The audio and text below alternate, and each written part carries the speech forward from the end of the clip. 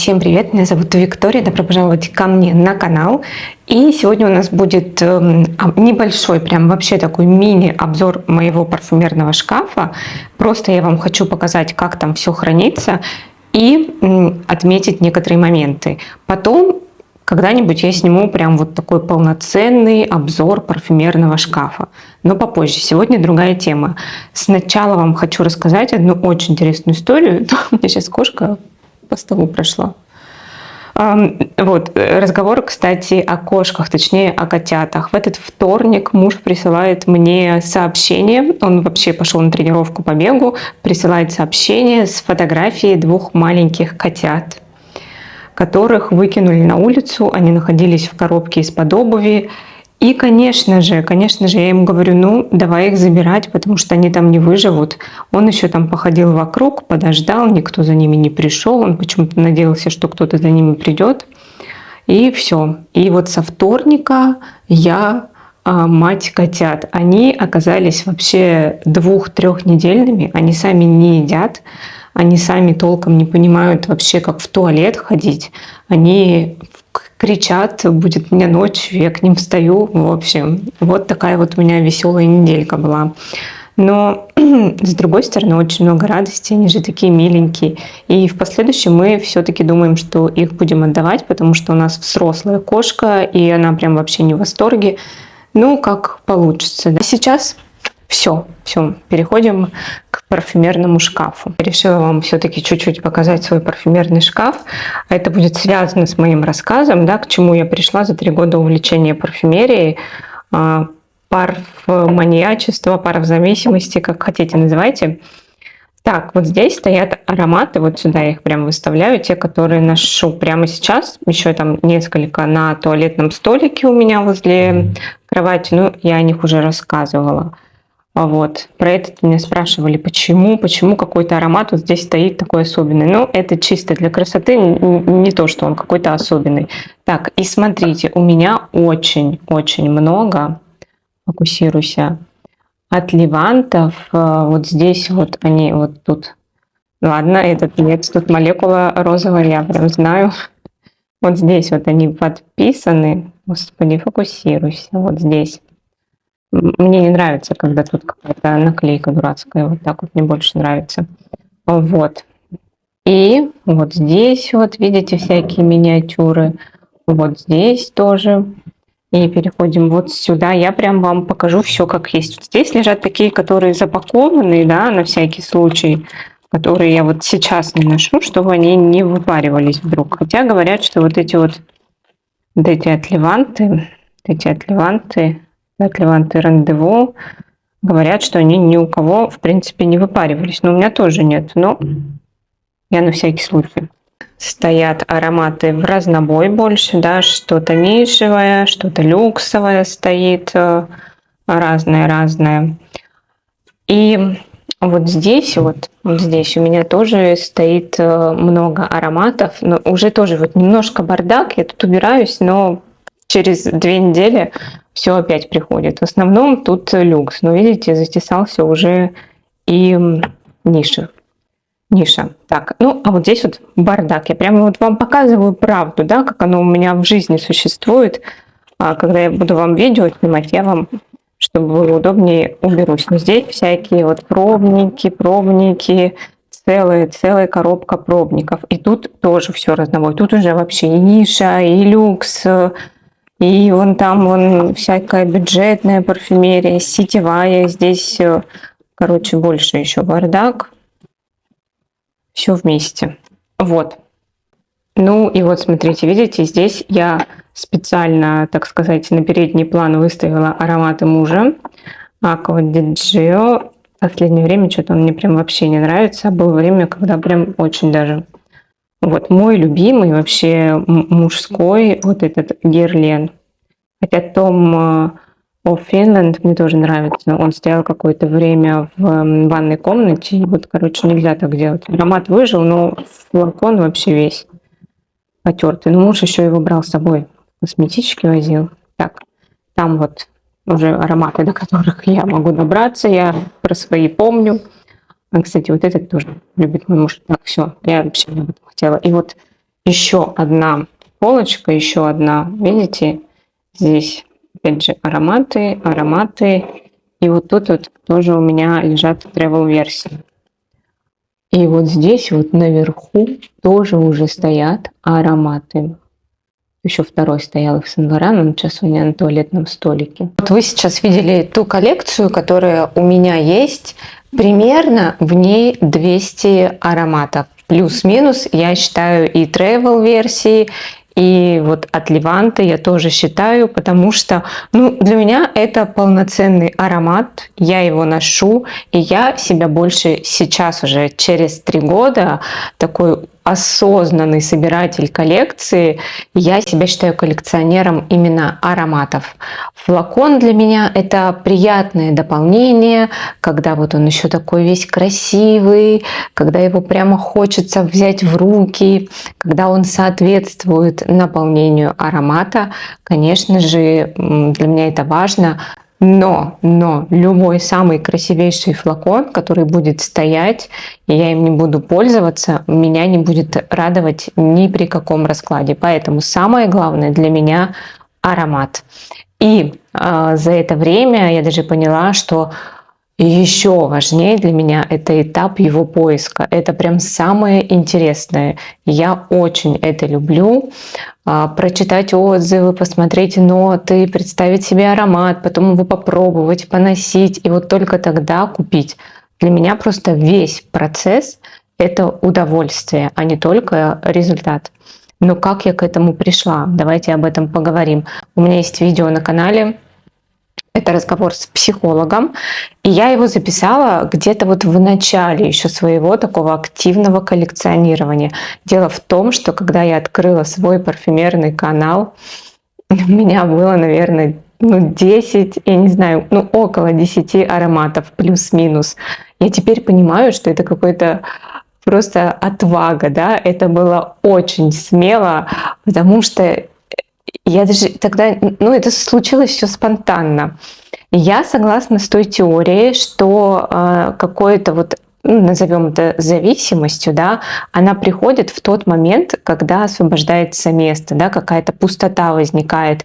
И это не в том смысле такая вот экзистенциальная пустота. Нет, это в прямом смысле. Я начала так активно покупать парфюмы именно в период пандемии. Я начала активно вести канал. Мне вообще пришла в голову мысль завести канал на YouTube в пандемию. До этого, вот практически такого не было. Мне кажется, не было. Я даже никогда не представляла себя, что я блогер. Но вот в пандемию освободилось время, так сказать, место, и я открыла канал, и одно видео про парфюмерию у меня, так сказать, залетело в рекомендации.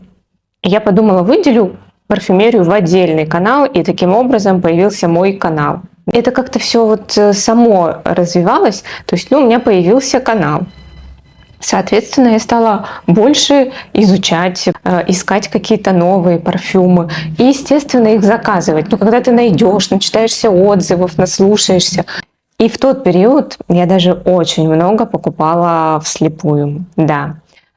И первый вывод, который я тогда сделала, даже если я покупаю вслепую, то брать какой-то очень бюджетный аромат – это невыгодно. Сейчас объясню почему. С одной стороны, ты думаешь, ой, что там, да, не такие большие деньги. Даже если не понравится, ничего страшного. А когда у тебя коллекция начинает расти, и эти ароматы начинают прибавляться, и ты их не можешь продать. Вот в чем все дело. То есть, точнее, ты можешь его продать, но вот купил ты за 1500 аромат. За 1500 же ты его вряд ли продашь. Его надо продавать дешевле. Соответственно, ты думаешь, за 1000 вот его фоткать, где-то размещать, с кем-то встречаться. Я понимаю, так делают, но мне было, честно говоря, лень. И я как-то вот так вот махала так вот на это рукой.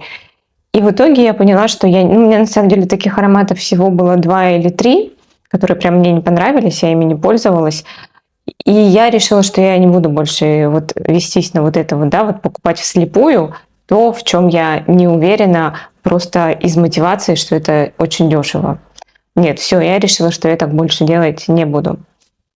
Вот, это был первый мой вывод.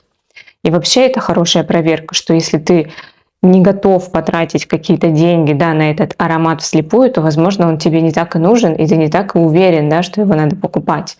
Это тоже проверочка. И вообще я пришла к выводу, что вот этот был первый этап такой, он какой-то, я бы назвала его этап, ну, дорвалась, да, такой жадности, когда просто вот скупаешь, и вот этот вот момент дофамина, когда ты открываешь этот флакончик, распаковываешь, вот этот вот момент, его хотелось повторить, повторить, повторить, но где-то в течение года у меня произошло просто насыщение. Я поняла, что мне уже это не приносит вообще такого удовольствия, вот это вот получить, распаковать, как раньше. Приносит, ну вот, ну уже такое, да, как контролируемое. И я поняла, что я так делать не буду. Я буду теперь осознанно формировать свою коллекцию. Но тогда это еще был этап, когда осознанно, значит, обязательно его потестить, поносить, подумать. И вот так вот у меня уже притормозился рост коллекции, и потом это еще было связано с переездом. Мне не хотелось таскать эти флаконы с собой все время в больших количествах. Это тоже меня отрезвило, да, когда я их все время собирала. Это было, я не знаю, раза 4 в том году, когда мы переезжали, или 5 раз. И когда вот их все время собираешь и разбираешь, это очень сильно отрезвляет. Во-первых, ты думаешь, о, так вот этот парфюм, а я его еще не носила вообще год, а он у меня есть. А почему? А потому что я не успеваю. И ты такой, ну и зачем мне это все набирать?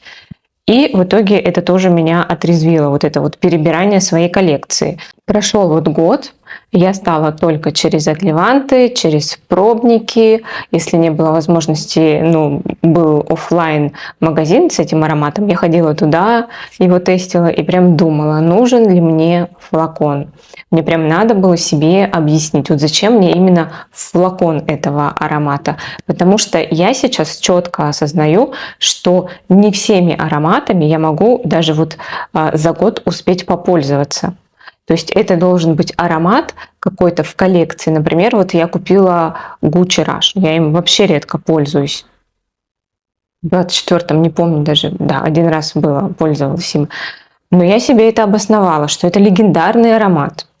И он у меня должен быть в коллекции, потому что это легенда. Это не помешает, и он мне нравится. Да? Тут совпало такое формальное объяснение, и то, что он субъективно мне нравится, я его буду носить периодически. И здесь в Испании, кстати, встречаю его шлейф, и такая в этот момент думаю, все, надо тоже им попользоваться. То есть такое мне надо обоснование от самой себя. А обоснование «мне нравится» для меня сейчас не работает по одной простой причине, что красивых ароматов, которые мне нравятся, очень много. Очень много.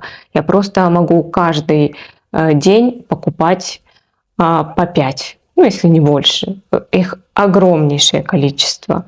Но зачем их все собирать у себя, решила я.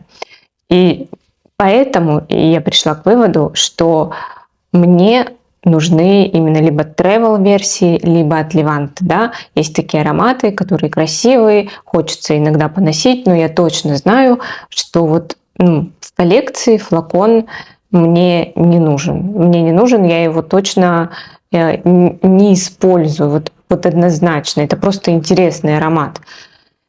И потом возник еще один момент, когда ко мне приехала моя Ульяшка, вы ее знаете, ну, кто меня смотрит, это моя невестка, жена брата, она тоже увлекается парфюмерией, и она, значит, залезла ко мне в парфюмерный шкаф, ну, естественно, не то, что она залезла, и сказала «welcome», я там ушла на кухню готовить, и она, значит, сама там с ним взаимодействовала, и потом говорит, слушай, у тебя все ароматы очень похожи, такие цветочно-пудровые, с косметическим оттенком, ну, в основном. Я подумала, ну ведь и правда, у меня есть другие, но в основном это вот эта группа ароматов. И я подумала, а мне же мало того, что сложно выбрать, то есть я открываю, и они все, ну, на одну и ту же тему. Разные, конечно, там цветочно-пудровые, есть такие немножечко с гурманскими нотками пудровые, есть чисто цветочные, есть какие-то с косметическим. Ну, все вы поняли, да, все где-то вот плюс-минус об одном. И я тогда решила, что надо мне просто сейчас исследовать другие группы ароматов. И я пошла в древесные, потом в гурманику я пошла, и у меня коллекция расширилась. То есть теперь у меня прям вот разные ароматы. И я нашла в этих во всех сферах те, которые мне нравятся. То есть раньше я думала, что ну вот какие-нибудь древесные, ну это вообще не мое. А потом я открыла, что я обожаю такой солоноватый сандал. И у меня вот есть ароматы с сандалом. Вот. Еще я всегда думала, что я не люблю какие-то свежие и фужерные ароматы, но и эта группа ароматов у меня тоже появилась. Просто какая-то более современная, там, например, что-то от Тома Форда, да, это тоже что-то цитрусовое, свежее, но оно немножечко уже с другим характером. Ну, то есть я просто стала исследовать другие сферы. И я поняла, что теперь моя коллекция, она более полная, более осознанная. У меня еще, кстати, вот сейчас появились такие деликатные ароматы, такие на каждый день, невесомые, очень нежные. Вот тоже для меня такая новая группа ароматов. Кстати, я бы императрицу Дольче Габбана туда же все-таки отнесла. Так, и тема того, как относятся окружающие. Мои родственники, да, люди, которые мне близки, они на самом деле тоже увлекаются парфюмерией, ну не так, как я, да, не скупают очень много, но мне всегда интересно было поговорить. Когда я рассказывала, то есть вот у меня там коллекция, я парфюмерный блогер, всем было очень интересно. У меня не было такого, чтобы кто-то там делал глаза, что там какая-то там, зачем тебе столько парфюмов и так далее. Я думаю, что еще это связано с тем, что все-таки у меня блог, и ну, это как-то обосновывает такое количество ароматов. Я не знаю, но люди прям проявляли интерес. Как-то у меня в окружении всем интересна парфюмерия, и все, наоборот, сразу там начинают задавать какие-то вопросы, да, там, расскажи там, а вот какой парфюм, а тут, что тебе нравится, а вот эти вот из этой группы ароматы какие-нибудь. То есть, ну, вот так вот. Моя Ульяшка, она вообще стала увлекаться именно после того, как я ее туда затянула. Да, можно сказать, что все из-за меня. Но у нее, опять же, у нее не то, что она так увлеклась, и у нее теперь 300-500. Нет, у меня есть видео на канале про ее парфюмерный шкаф. Нет, у нее, мне кажется, 30. Ладно, если она посмотрит, она напишет, сколько у нее ароматов. Я не знаю, мне кажется, около вот плюс-минус того. Около того плюс-минус. Я учила испанский в школе испанского, и я помню, кому-то говорила там из вот моих преподов, сколько у меня ароматов. Вот там у людей прям было неподдельное удивление. Но, опять же, в Испании очень мало людей увлекаются парфюмерией. Я даже иногда захожу на фрагрантику посмотреть про какой-то аромат на испанском, ну, есть испанская фрагрантика, и там нет отзывов. Вообще ни одного. Захожу на русскоязычную фрагрантику, и там прям очень много отзывов. Но это, да, говорит о том, где увлекаются парфюмерией. Поэтому здесь и магазинов нишевых не очень много, таких как «Золотое яблоко», где вообще все, ну все, и ниша тебе, и люкс, и какая-то супер там навороченная ниша, и какая-то там простая, типа Essentials, Parfums. Нет, тут такого даже близко нет.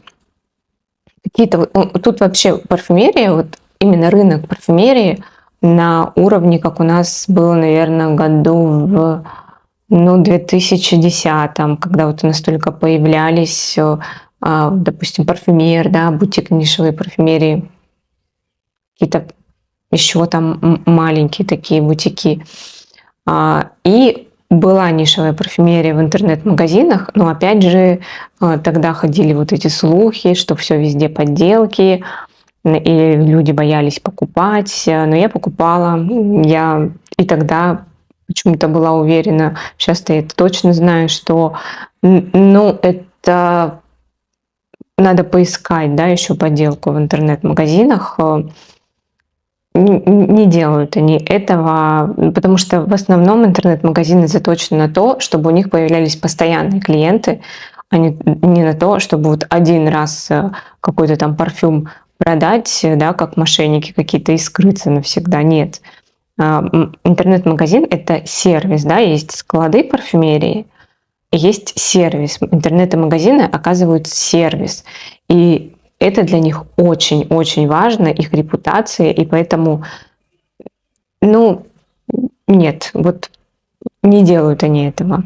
Если где-то вдруг такое случится, то это, скорее всего, какая-то ответственность склада, да, закупщика, а не самого интернет-магазина. Я ни разу, сколько вот я покупала парфюмерию в интернет-магазинах, ни разу я не натыкалась на подделку, только вот были у меня там просрочки какие-то, не то прислали, вот это было. И тут опять же зависит от того, какой сервис в магазине. Хороший, там все поменяют, все решат. Плохой будут отнекиваться, сама дура, в общем, мы ничего не знаем, у нас все нормально, это у тебя что-то там не так. Ну, все, это первый и последний раз, да, когда там я заказываю, например. Еще один очень важный момент. Дело в том, что увлечение парфюмерией, оно в мою жизнь привело очень много интересных людей, с которыми мы сблизились, мы общаемся или стали ближе, например, с Ульяшкой, с моей, мы стали намного больше общаться, и это правда прям как-то объединяет. Потом, конечно, вы уже начинаете переходить на другие темы. И парфюмерия – это не только, да, вот это вот про сами ароматы, это еще и про общение с единомышленниками, и это очень важно. Это дает такой заряд позитива, это дает заряд энергии.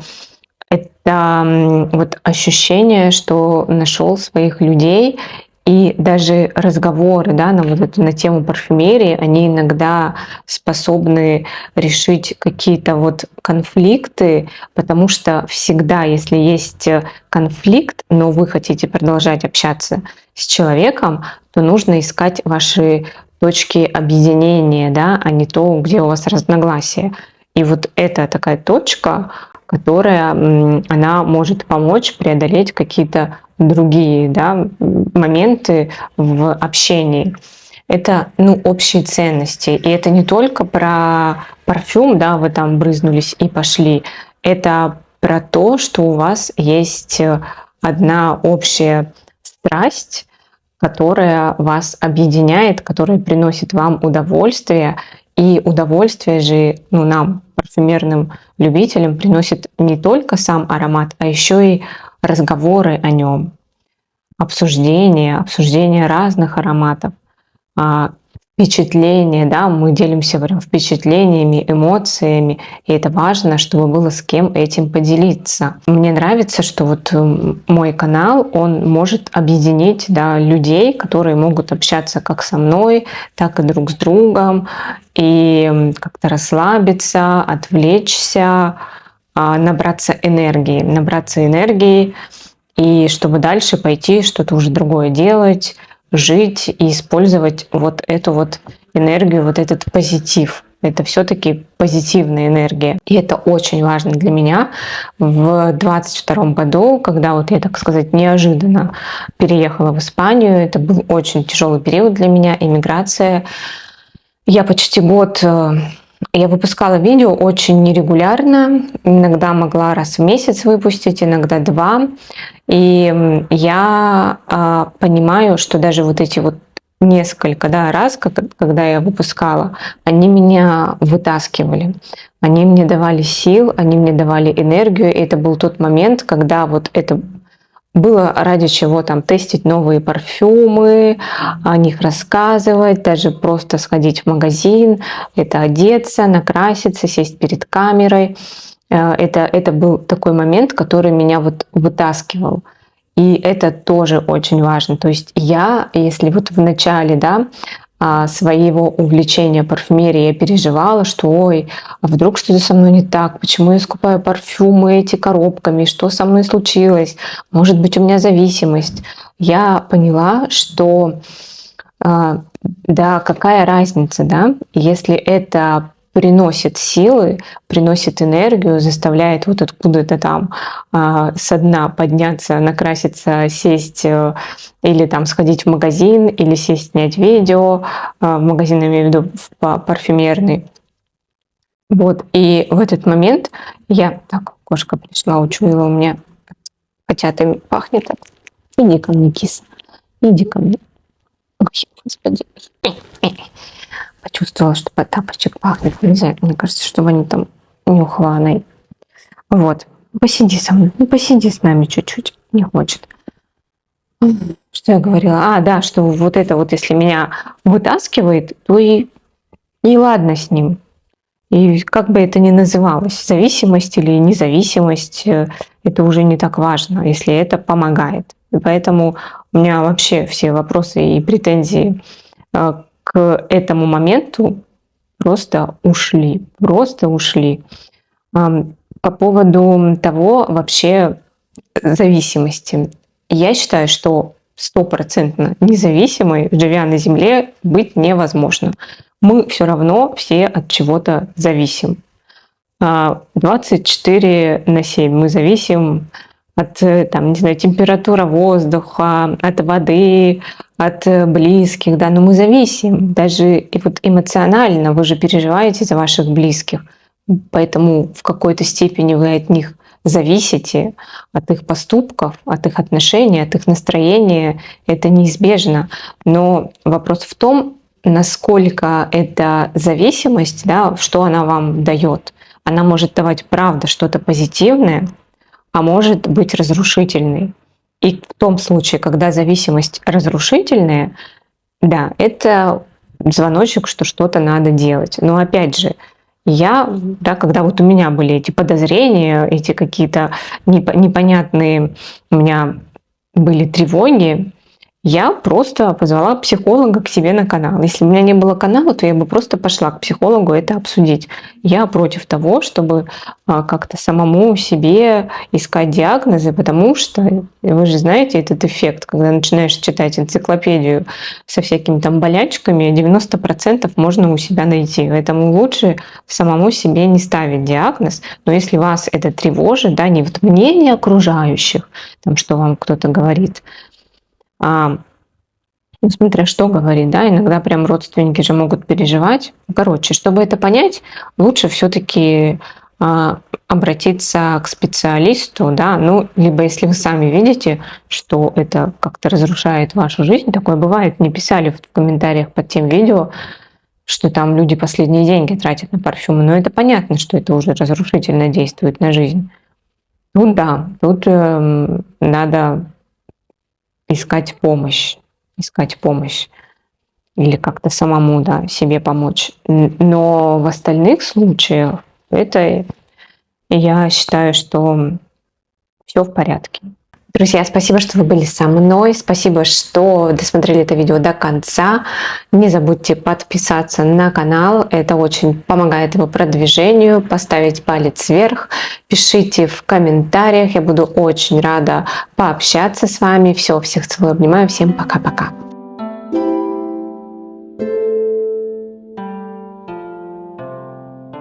Thank you.